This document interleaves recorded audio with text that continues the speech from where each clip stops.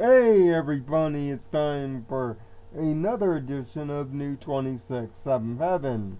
This time talking about the second episode we got during the premiere day, All Bottled Up. If you haven't seen the review for Celestial Advice, then you'll be happy to know that there will be an annotation at the end of the video as well as a button to subscribe so that you can get back to that. And in future weeks, there'll also be a link to the N26 playlist, just in case you can't keep up. So, All Bottled Up. It's a slice of life episode. Great. Secondly, it has Trixie back. It seems like this season we'll be seeing a lot more of the great and powerful one, seeing that she's friends with Starlight Glimmer now. And as Twilight and the girls are off on a friendship retreat, the two are left in the Harmony Castle to fend for themselves. But Trixie is kind of being an annoying little, douche-snoggle, as she's trying to learn actual hardcore magic for the first time from Starlight. Let's show some character growth in Trixie, but she wants to go too far, too fast. She just learned how to make a teacup appear. Now she wants to learn teleportation. Talk about somebody who doesn't learn how to do things, how to take things in baby steps and minor stuff. And this is frustrating Starlight. With every action, she's getting more and more angry. And this is when we learn a new equestrian rule. Emotions actually function with magic. And you can actually take emotions and physically bottle them up, which is exactly what Starlight decides to do. She decides to take all of her anger and vitriol and bottle it up. That way, Trixie doesn't know how she truly feels, because she doesn't want to lose her as a friend, and she doesn't want to lose Twilight's trust for screwing things up at home, especially when Trixie ends up teleporting the entire friendship map somewhere in Ponyville. This gets her really wound up in a bad way. And as they continue to look for the map, getting out from Buff Biceps, Granny Smith, and some of the other ponies of Ponyville, no such luck. As Trixie continues to brush off the troubling situation at hand, Starlight's anger grows. Now, as a person who deals with a angry employee every now and again, sometimes you want to say what's truly on your mind, but you don't really want to hurt their feelings. You don't. But it's not good to bottle up anger either, or any other emotion for that matter. Sometimes the best thing to do, even if it ends up hurting a friend, is to let it all go. And if they're true friends, they'll stick around no matter if you had an angry moment or not. Which is key, of course. something that Trixie and Starlight learn all too well when the bottle of anger accidentally breaks and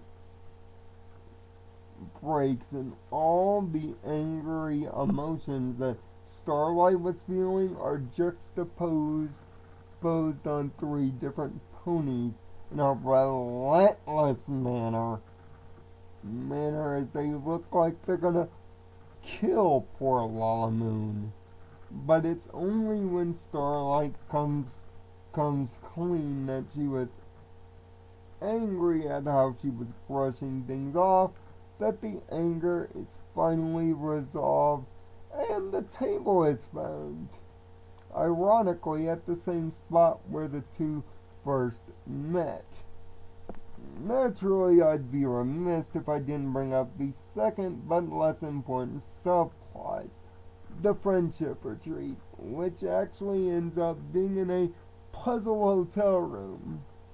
This really shows how our intrepid Harmony 6 have grown as friends and are now such a well-oiled friendship machine that any problem comes easy for them to fix. Well, not every problem. But, in the large part, we get a song to express this. The first song of the season. And it's a pretty good one. With a catchy beat, good hook lines, and every character, except for poor Fluttershy, gets a word in edgewise. Although, and of course, the song also plays a part in the fact that they don't get the hotel room record by 2 seconds, which makes it a funny and delightful sight gag. All Bottled Up is a great slice of life episode filled with naturally ups and downs. Trixie's character looks like she's regressing and not progressing, but Starlight's character also feels the same, so it's perfectly imbalanced. But Starlight's not the victim here, and you can see why she was clearly bottling up all those emotions. So it makes Trixie look out like the villainous, chauvinistic, self-centered character we know her as. Which is great for Trixie, but I thought she moved beyond that. Especially given just in the episode prior, she was a much better character and looked like she had significant growth. In this episode, it takes a step back. But we learn a key part of magical lore. Something tells me it's going to be very important next week. A great song, and of course, we're fans of her, more Trixie. And it looks like Starlight is finally stepping into her role and establishing herself, which is awesome. This combined with Celestial advice makes for a great 1-2 punch to start the season. Although the right hand is not as strong as the left, given Trixie's character takes a few steps back. Although the comedy that ensues almost channels Twilight in a lot of ways, with Starlight's anxious manner, which is only going to further fuel the whole idea, unfortunately, within the fandom of Twilight 2.0. Neither one of these episodes helped fix that, and this one only makes it worse.